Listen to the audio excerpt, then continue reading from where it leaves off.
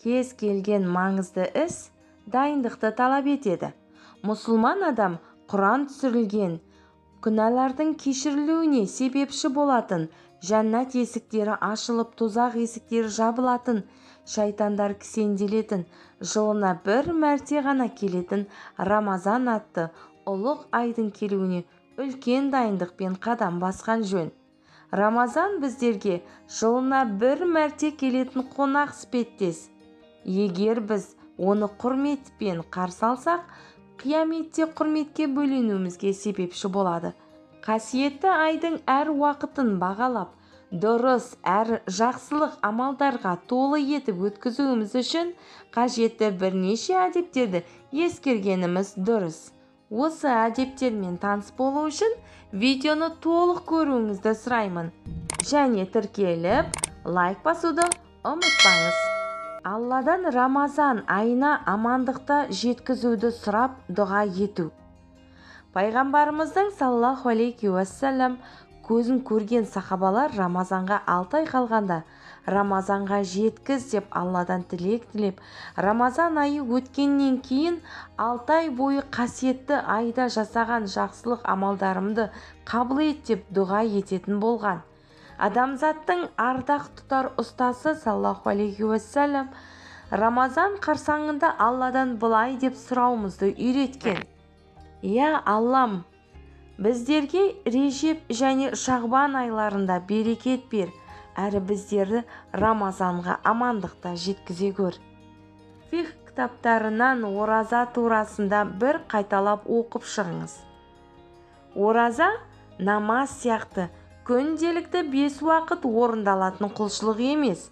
Ол жылына бір мәрте ғана келетін болғандықтан, оразаға қатысты кей мәселелерді адам баласы ұмытып, естен шығарып алуы ықтимал. Осы себепті тіпті білген болса да қасиетті ай кірмес бұрын ораза үкімдерін тағы бір қайталап шыққан жөн. Өміріңіздегі ең соңғы Рамазан айының оразасын тұтатындай сезімде болыңыз. Қандай да бір адаммен соңғы мәрте кездесетіндігін білген кісі, ол кездесуді жіберіп алмас үшін бар күш жігерін жұмсап, кездесулерінің барынша мәнді өтуіне мән береді. Осы сынды құлшылық мәселесінде де мұсылман адам әр жасайтын құлшылығына ерекше ден қойып, оны өзі өміріндегі ең соңғы құлшылығын жасап жатқанындай сезімде болуы тиіс.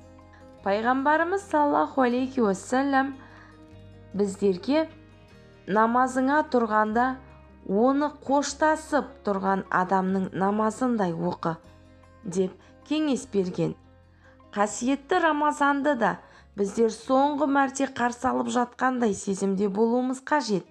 Осылай істеген адам оразадан барынша пайда алып, Рамазан айының әр уақытын бос жоғалтпау үшін бар ынта жігерін салары сөзсіз. Рамазан айында жақсылық амалдар жасауға шын жүректен ниеттену. Хадисте шын мәнінде амалдар тек қана ниетке байланысты деп айтылғанындай, кез келген амал ниетпен өлшенеді. Құлшылық мәселесінде мұсылман адамның ниетін жаңартып тұруы маңызды. Рамазан айы келерден өзімізге қандай жақсылық амалдар жасауыма болады деген сұрақ қойып, шамам келеді деген амалдарды тізіп, іске асыруды шынайы түрде ниеттенгеніміз жөн. Тіпті істей алмай қалған жағдайдың өзінде пайғамбарымыздың саллаллаху алейхи уассалам хадисінде кім жақсы іс істеуді ниет етсе, бірақ оны орындамаса, Алла өз қасында толық бір жақсы іс жасағанындай жазады деп айтылғанындай, істегендей сауап жазылуы үміт етіледі. Мысалға, Алла қаласа мынандай істерді істемеймін деп ниеттенсек болады. Бір ай ішінде қасиетті Құранды бастан аяқ оқып шығуды ниеттену. Егер арабша тәжвидпен оқи алмаса, қазақша мағынасын оқу. 5 уақыт намазды жамағатпен оқуға тырысам. Осы айды пайдаланып бойымдағы жаман деп танылған сипаттардан мүлде арылып, өзімді жақсы жаққа өзгертем. Барлық адаммен тек жақсы мәміледе боламын. Таңғы және кешкі оқылатын дұғаларды тастамай оқимын. Тарауық намаздарына қатысамын. Отбасы мен жағдайы төмен бірнеше адамға жәрдемдесемін. Рамазан айына арналған жоспар құру. Рамазан айының әр уақыты құнды. Әрі ол айдағы алтын уақыттарды бос өткізбес үшін адам өзінің уақытын жүйелеп, реттеп, жоспарлап қоюы қажет.